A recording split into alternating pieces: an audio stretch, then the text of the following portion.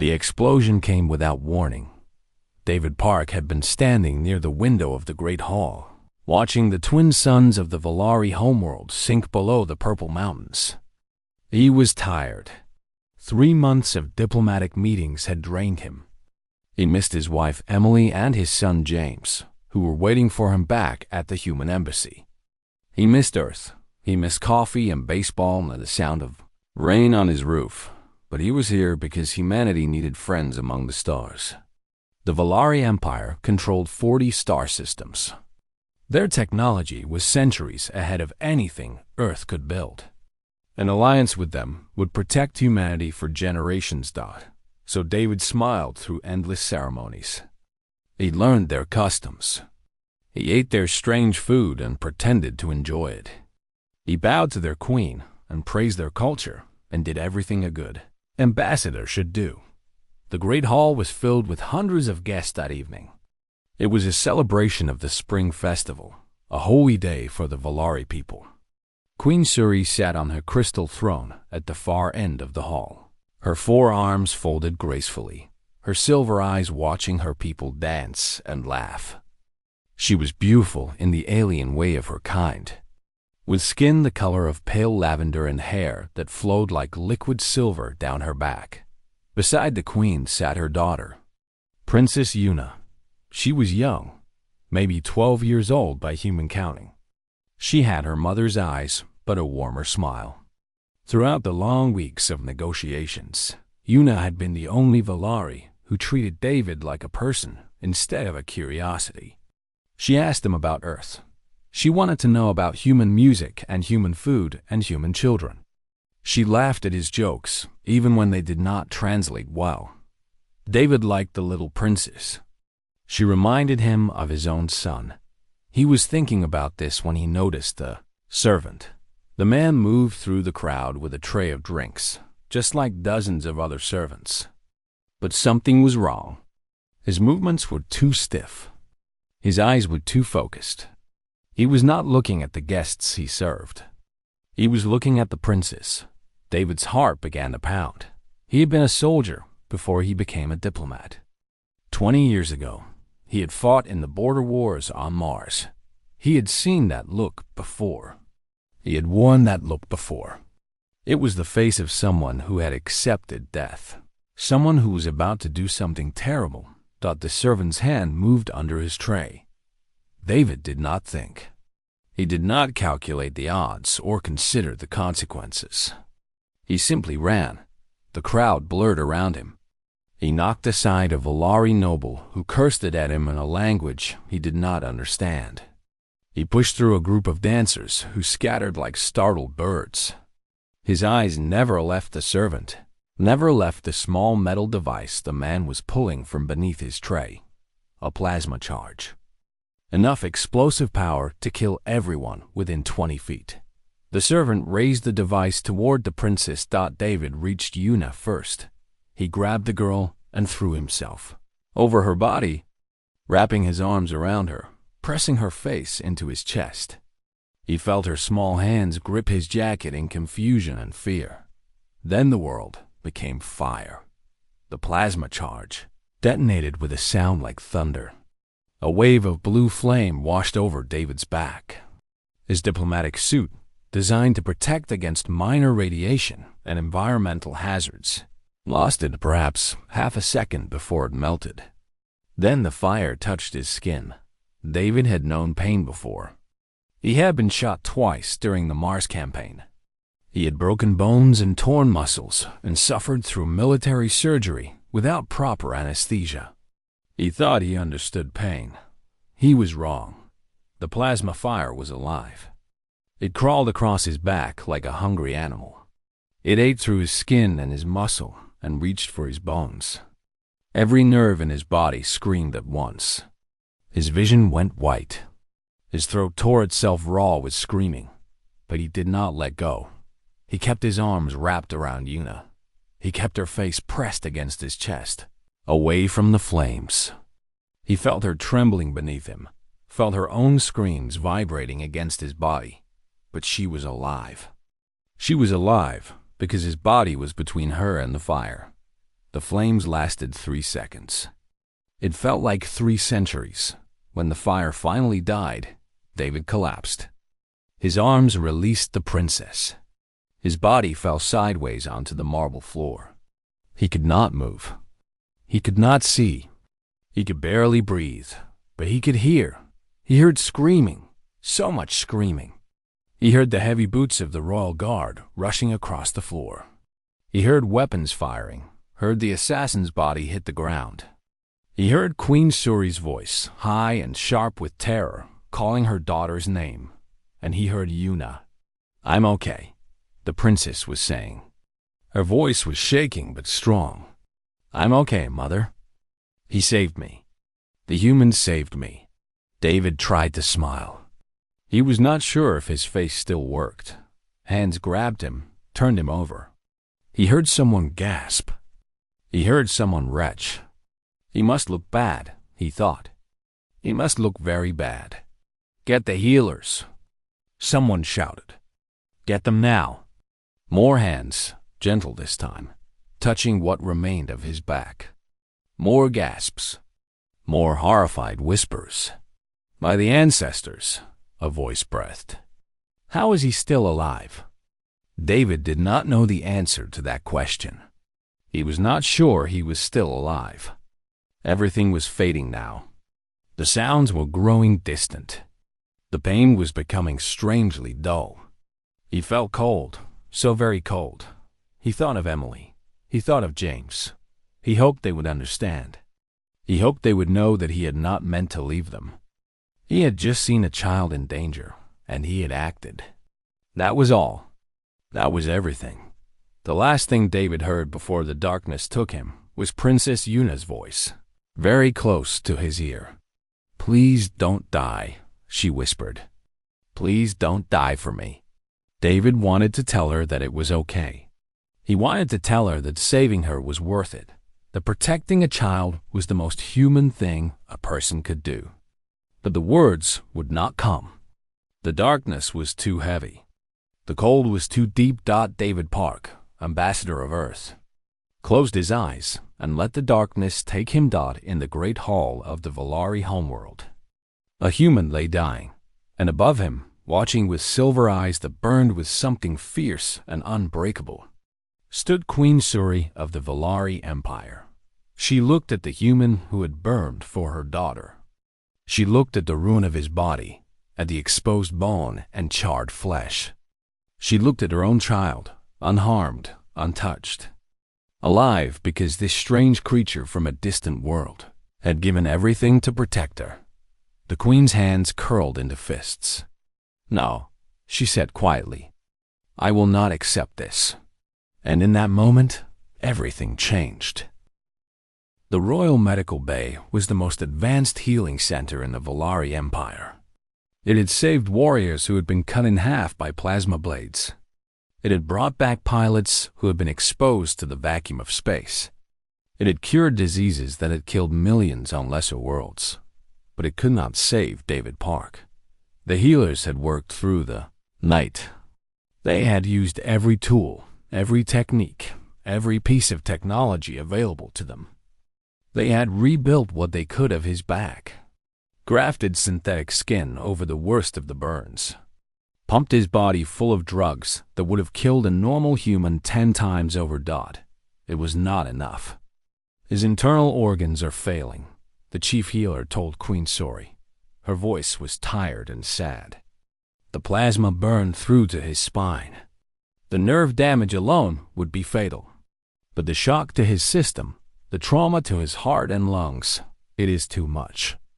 Human bodies are not designed to survive this kind of injury. The queen stood by the observation window, looking down at the human on the bed below. Machines surrounded him, pumping air into his lungs, circulating his blood, keeping his dying body alive by force. His wife sat beside him, holding his hand, her face wet with tears. Their young son stood nearby, too confused and scared to cry. "How long?" the queen asked.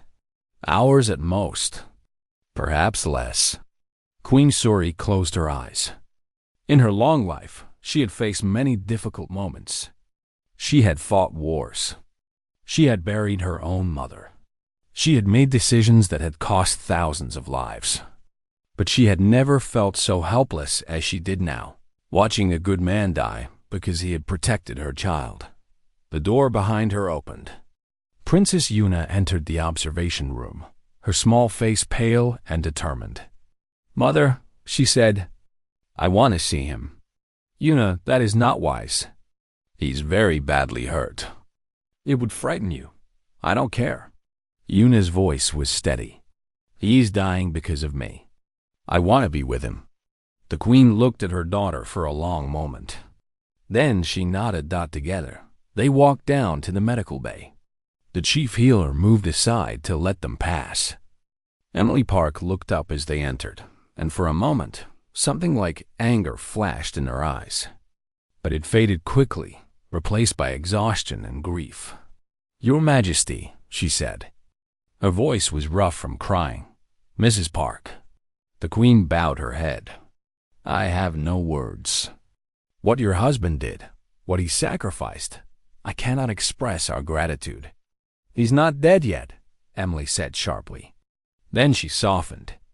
"I'm sorry. I know you're trying to help. I can't accept that this is happening. I can't accept that he's going to die." Yuna walked to the other side of the bed. She looked down at David's ruined body, at the bandages and tubes and machines. Her lower lip trembled, but she did not look away. "Uncle David," she whispered. She had started calling him that during their talks about Earth. He had laughed the first time she said it. "Uncle David, I'm here. Can you hear me?" There was no response. The machines beeped and hummed. David's chest rose and fell with mechanical regularity. But there was no sign that he knew they were there. Yuna reached out and took his hand. It was cold. "There must be something," she said. "There must be something we can do. You're the queen. You rule 40 star systems. You have the best technology in the galaxy. There must be something." Queen Suri shook her head. "The healers have tried everything, my daughter. Human bodies are fragile. They cannot regenerate like we can. They cannot survive what he has survived. Then make him like us." Yuna's eyes were fierce. "Give him our strength. Share our life with him." The queen went very still in the corner of the room. The chief healer made a small sound of protest. "Princess, that is not possible. What you are suggesting, it is forbidden. It has been forbidden for 300 years. What is she suggesting?" Emily asked. She looked between the Volari, confused and desperate. "What is she talking about?" The queen was silent for a long moment. When she spoke, her voice was very quiet. "There is an ancient technology," she said, "a process called the Crimson Protocol. It allows a Volari to share their life essence with another being, to give them strength, to heal wounds that cannot otherwise be healed. It was developed long ago, during the Great Wars, to save warriors who would otherwise die." Hope flared in Emily's eyes. "Then use it. Please, use it on David." "It was banned," the queen continued, "because the donor rarely survives. The process takes too much. It gives life, but it takes life in return. For every warrior saved, we lost another. Eventually, the cost became too great. The technology was sealed away. No one has used it in 3 centuries. Emily's hope crumbled. "So there's nothing? He's just going to die?" "No," Yuna said. Her voice was calm now, certain. "He's not going to die, because I'm going to save him." The queen turned to her daughter. "Yuna, no. I forbid it. He burned for me, mother." Yuna's silver eyes met her mother's, and there was no fear in them. "He threw his body over mine and burned. I felt the fire. I heard him scream. And he didn't let go. He didn't let go even when his skin was melting off his back. He held me until the fire stopped." Tears began to run down her face, but her voice did not waver. "I am going to save him. You can help me, or you can watch me try alone. But you cannot stop me." The room was silent. Emily Park stared at the young princess, her eyes wide with shock and something like wonder. This was a child, she thought. A child offering to die for a man she barely knew. A child willing to give everything because David had given everything first. "Your Majesty," Emily said softly, "I can't ask your daughter to risk her life for my husband. I won't. But please, if there's any way, any chance at all, I'm begging you. He's a good man. He's the best man I've ever known. He deserves to live." Queen Suri looked at her daughter. She looked at the dying human. She looked at his wife and son, their faces full of grief and desperate hope, and she made her decision. "Prepare the Crimson Chamber," she told the chief healer. "We will attempt the protocol." The chief healer's face went pale. "Your Majesty, the risk to the princess, I know the risk." The queen's voice was hard. "But my daughter is right. This man burned for her. He held her while his body was destroyed. He gave everything." She looked down at David's still form. "We are the Valari Empire. We rule 40 star systems. We have conquered worlds and ended wars and built wonders that other species cannot imagine. And this human, this fragile, short-lived creature from a tiny world, has shown more courage than any warrior I have ever known." She straightened, and in that moment she looked every inch the queen she was. "We will not let him die, whatever it costs, whatever it takes. We will not let him die." Una squeezed David's cold hand. "Hold on, Uncle David," she whispered. "I'm coming to save you." And in the darkness of his fading mind, somewhere far away, David Park thought he heard a child's voice, calling him back from the edge of death. The Crimson Chamber had not been opened in 300 years. It lay deep beneath the royal palace, carved into the living rock of the mountain. The walls were covered with ancient writing, prayers and warnings in a language so old that even the queen could not read all of it. Crystal tubes lined the ceiling, filled with a red liquid that glowed faintly in the darkness. At the center of the room stood 2 tables made of pure white crystal, connected by a web of golden wires. Technicians worked through the night to prepare the equipment. Priests came to bless the chamber and perform rituals that had not been spoken in centuries. The chief healer supervised everything with a face like stone, her disapproval obvious but unspoken.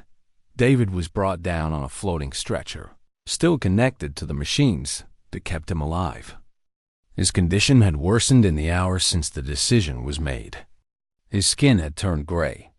His heartbeat was weak and uneven. The machines were working harder and harder to keep his body functioning. Emily walked beside the stretcher, holding James's hand.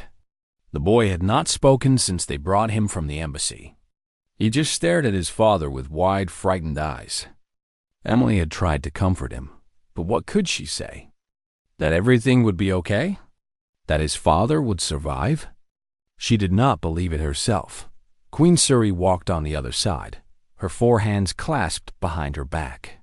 Her face was calm, but her eyes betrayed her fear. She was about to risk her only daughter to save a stranger. If Una died, the royal line would end. The empire would fall into chaos. Everything her family had built over 1,000 years would crumble. But she had made her choice. There was no turning back now. They laid David on one of the crystal tables.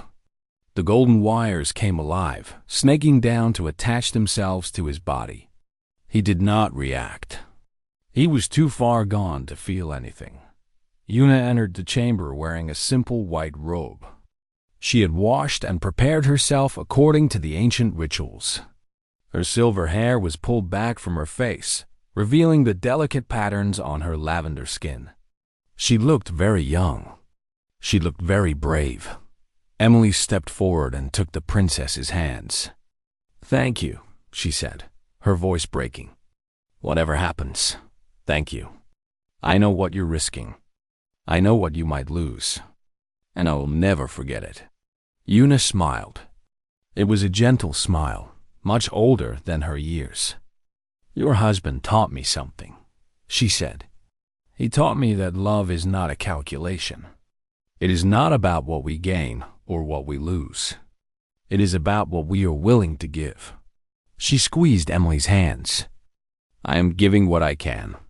That is all any of us can do." The princess walked to the second crystal table and lay down. The golden wires descended to connect with her body, linking her to David through a web of ancient technology.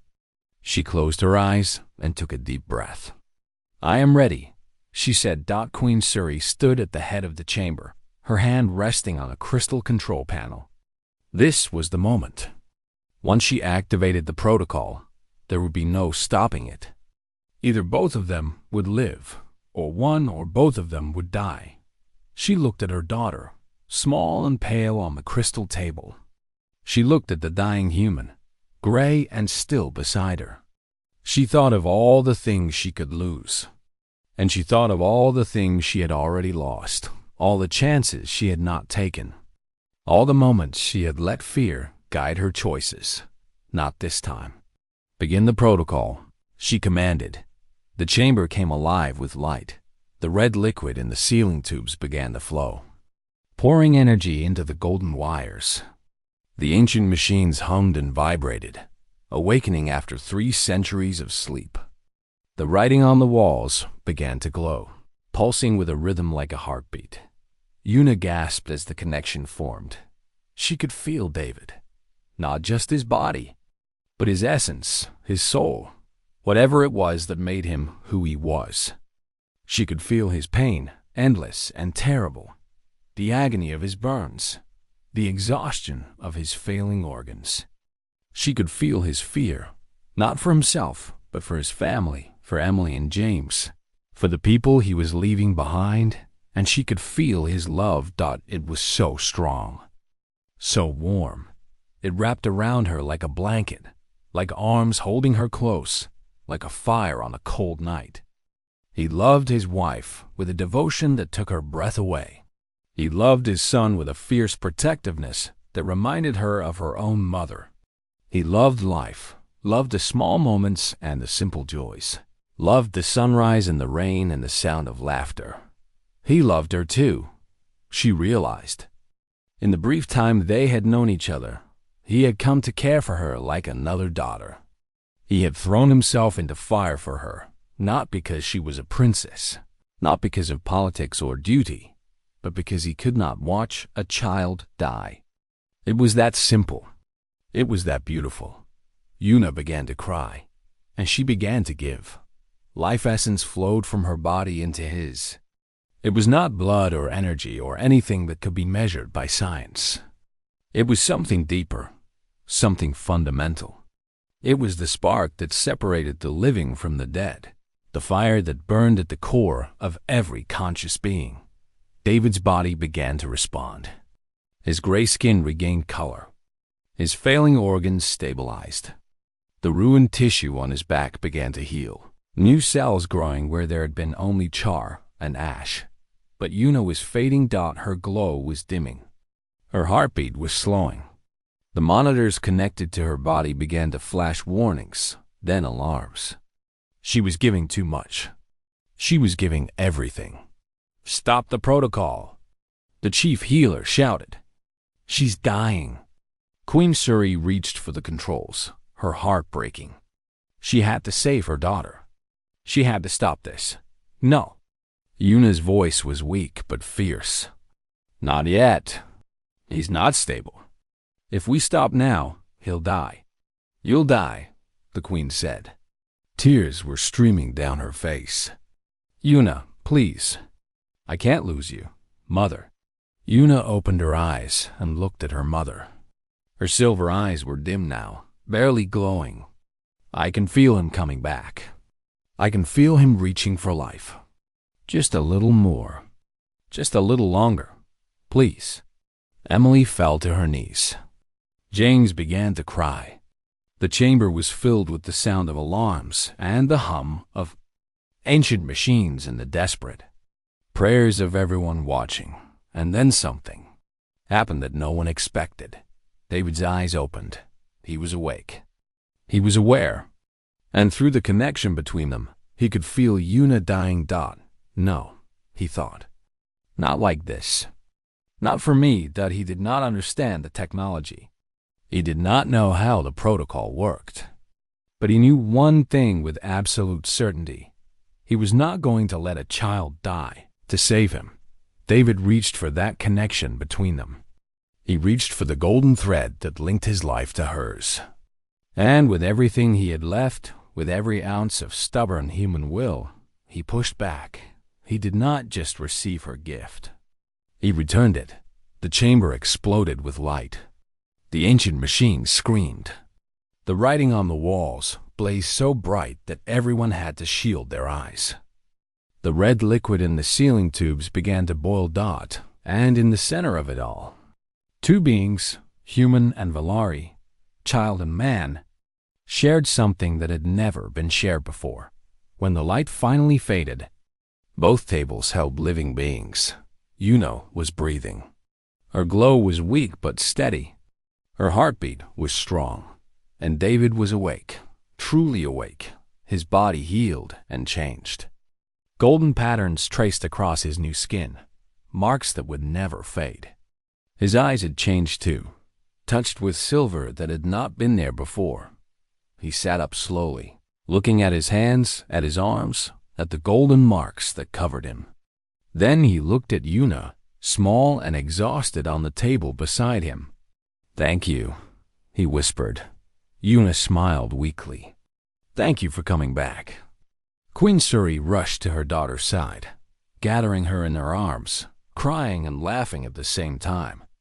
Emily and James ran to David, holding him, touching him, making sure he was real.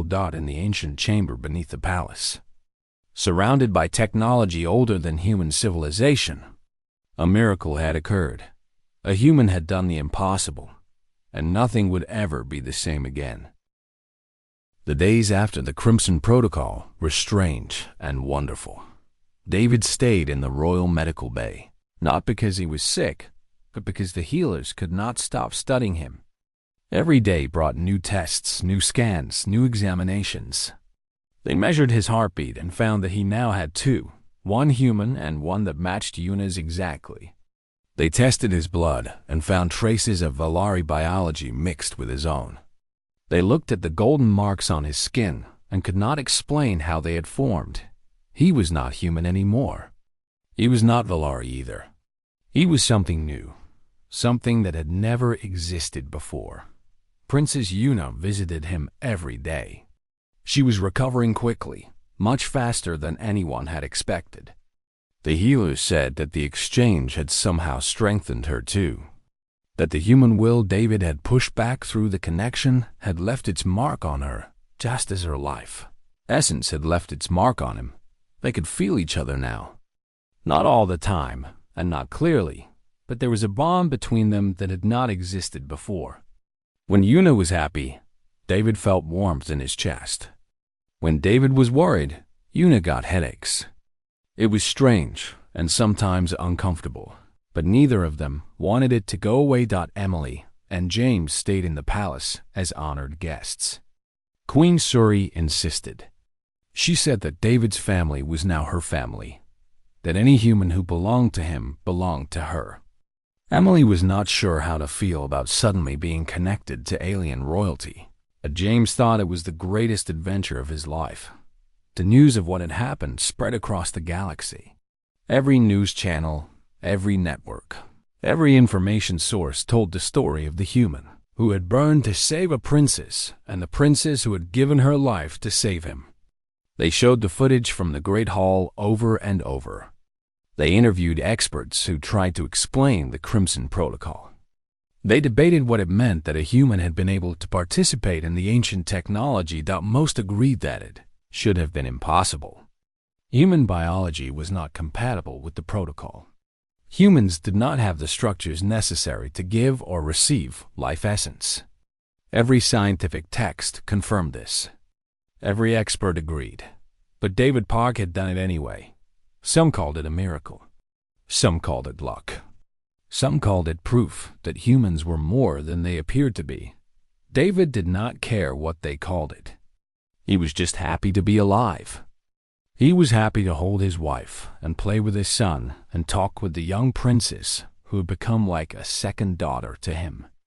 He was happy to feel the sun on his skin and taste food and laugh at jokes. After coming so close to death, every moment felt like a gift. But not everyone was happy.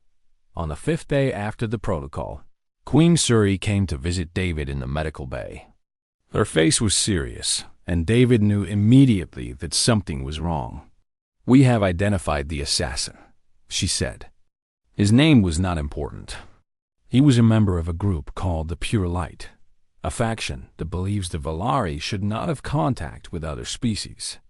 They see humans as inferior creatures who contaminate our culture with their presence. David nodded slowly. He had heard of such groups. Every species had them, it seemed. People who feared what was different, who hated what they did not understand. "They have made threats," the Queen continued. "Against you, against your family, against my daughter.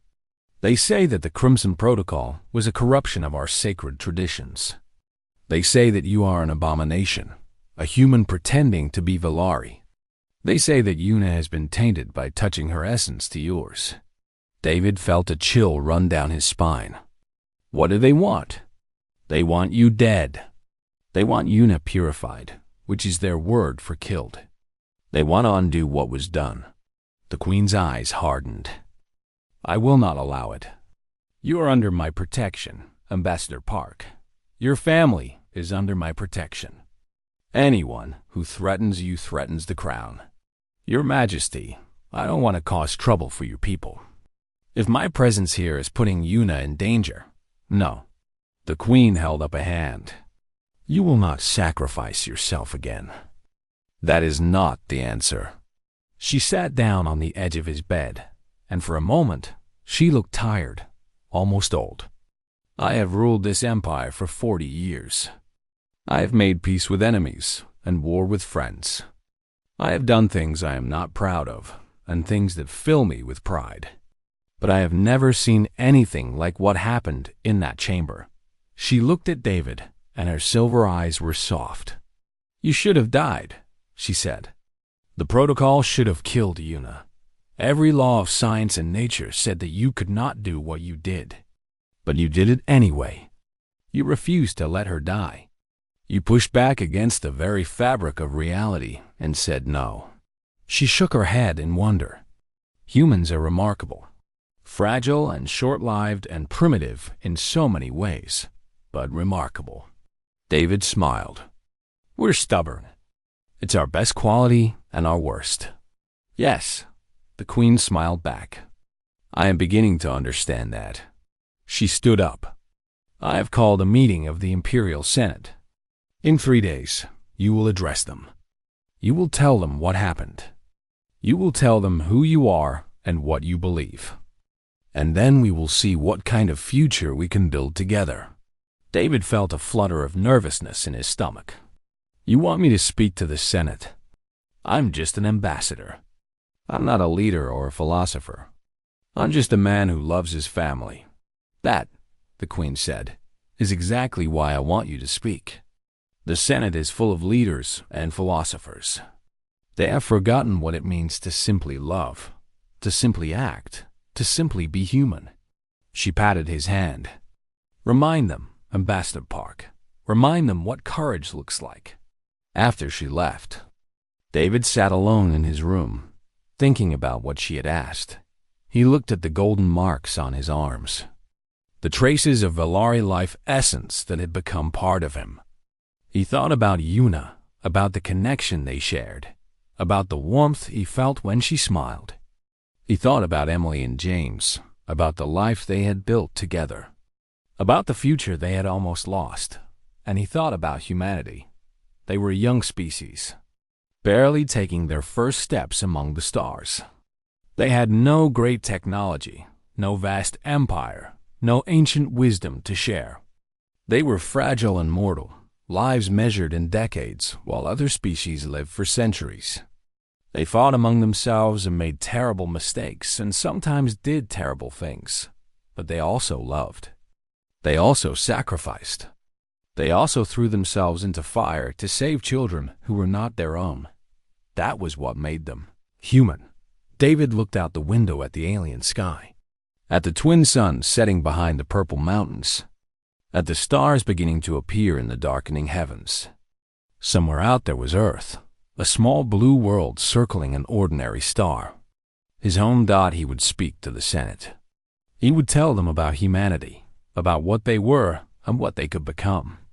He would tell them about love and courage and the stubborn refusal to accept death.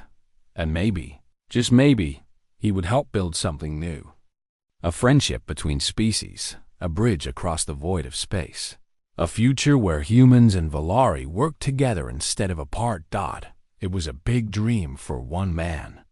But David Park had already done the impossible once. He could do it again.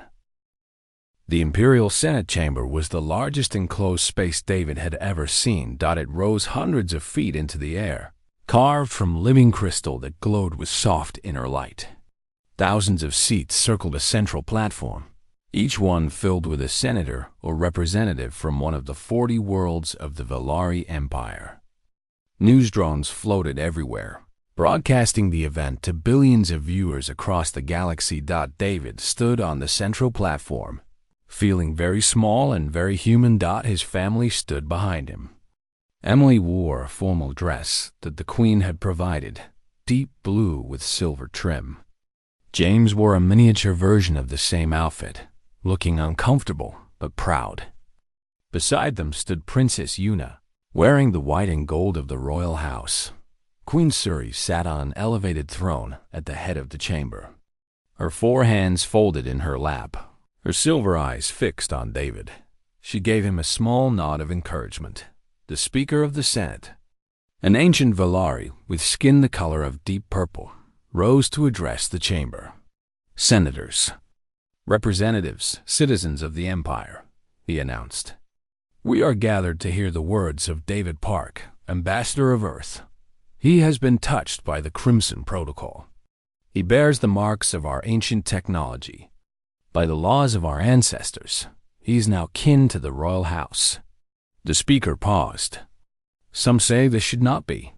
Some say humans are not worthy of such an honor. Let us hear what the human has to say for himself. David took a deep breath. He had prepared a speech. He had written it and rewritten it, trying to find the perfect words, the perfect arguments, the perfect logic to convince these powerful beings that humanity deserved their respect. But standing here now, looking out at the thousands of alien faces, he realized that logic was not what they needed. They needed truth. He set aside his prepared notes and began to speak from his heart. I am not a great man, he said. His voice echoed through the vast chamber. I am not a hero or a leader or a wise philosopher. I am a husband and a father and a diplomat. I come from a small world called Earth, a planet so insignificant that most of you probably could not find it on a star chart. A murmur ran through the Senate. Some of them were insulted by his words. Good, David thought. Let them listen. Humans are young, he continued. We have only been traveling among the stars for a few decades. Our technology is primitive compared to yours. Our lifespans are short. Our bodies are fragile. By every measure that matters to great empires, we are nothing. We are barely worth noticing. He paused, letting the words sink in. But I want to tell you a story. Not about politics or treaties or trade agreements. A story about a moment. The moment when I saw a plasma charge being aimed at a child. The chamber fell silent. I had less than a second to react. Less than a second to decide what to do. And in that moment, I did not think about whether the child was human or Valari. I did not think about whether she was a princess or a common girl. I did not calculate the political implications or the diplomatic consequences. He touched the golden marks on his arm. I saw a child in danger, and I moved. I put my body between her and the fire. That was all. That was everything. He looked at Yuna, who smiled at him with tears in her eyes. Princess Yuna did the same thing for me. When I lay dying, she offered her own life to save mine. She did not calculate. She did not hesitate. She saw someone who had sacrificed for her, and she sacrificed in return. A 12-year-old girl, willing to die for a stranger. He shook his head in wonder. That is not human. That is not Valari. That is something deeper. Something that connects all beings who are capable of love. He turned to face the senators directly. You ask whether humans are worthy of your respect. I cannot answer that question. I can only tell you who we are. We are stubborn. We are emotional. We make mistakes and start wars and do terrible things to each other. But we also love. We love so fiercely that we throw ourselves into fire without thinking. We love so deeply that we refuse to let death take the people we care about. His voice grew stronger. When I lay on that crystal table, dying, connected to a child who was giving her life for mine, something happened that your scientists say is impossible. I pushed back. I refused to accept her sacrifice. I refused to let her die for me. And somehow, through nothing but stubborn human will, I saved her just as she saved me. He spread his hands, showing the golden marks that covered his skin. I do not understand how this happened. I do not know what it means. But I know one thing: when death came for both of us, I said no. That is what humans do. That is who we are. We fight. We struggle. We refuse to surrender even when every rational calculation says we have already lost. He looked at Queen Suri. You asked me to remind your Senate what courage looks like. But I think you already know. Courage is not about being strong or powerful or unafraid. Courage is about choosing to act when action seems impossible. It is about protecting those who cannot protect themselves. It is about giving everything you have, even when you have nothing left to give. He turned back to the Senate. Humanity has much to learn from the Valari Empire. Your technology, your wisdom, your long history among the stars. We are eager students. But perhaps we have something to teach as well. Perhaps our stubbornness, our refusal to accept death, our fierce and sometimes foolish love has value. He stood tall as a human could stand in a chamber built for beings much greater than himself. I do not ask you to respect humanity because of treaties or politics or mutual advantage. I ask you to respect us because we earned it. Because a human man burned to save your princess. Because a human will refuse to let the impossible stand. He bowed his head. That is all I have to say. The silence in the chamber was absolute. Not a sound, not a whisper, not even the hum of the news drones. Just thousands of beings staring at a single human who had said things that no human had ever said to the Valari before. Then Queen Suri rose from her throne. Senators of the Empire, she said. Her voice was clear and strong. You have heard the humans speak. Now hear your queen. She descended from her throne and walked to stand beside David. She took his hand in two of hers. This man saved my daughter. He burned for her. He suffered for her. And when she tried to give her life for his, he refused to accept it. He fought death itself to save my child. Her eyes swept across the chamber. By the ancient laws of our people, a life debt creates a bond that cannot be broken. David Park is now kin to the royal house. His family is our family. His people are our people. She raised her voice. But I am not here to speak of ancient laws. I am here to speak of the future. Humanity is young. Humanity is fragile. But humanity has something we have lost. They have fire. They have passion. They have the stubborn refusal to accept what they are told is impossible. She looked at David, and her eyes were filled with respect. From this day forward, humanity is not a minor species. Earth is not a forgotten world. Every human in Valari space will be treated as honored kin to the throne. This is my decree. This is my will. This is the beginning of a new age. The Senate exploded with noise. Some cheered. Some shouted in protest. Some sat in stunned silence. But the Queen's word was law. In the chaos, Una slipped her hand into David's. "Uncle David," she whispered. "Yes, Una? Thank you for not dying." David laughed, pulling Emily and James close with his other arm. His family, human and Valari, together. "Thank you for not letting me." And in that moment, in that vast chamber filled with the most powerful beings in the galaxy, a human man and a Valari princess smiled at each other. They both knew the truth. This was only the beginning. Years later, historians would write about this day. They would call it the birth of the Human-Valari Alliance, the partnership that would reshape the galaxy. They would analyze the politics and the VAN, treaties and the economic implications. But those who were there knew the real story.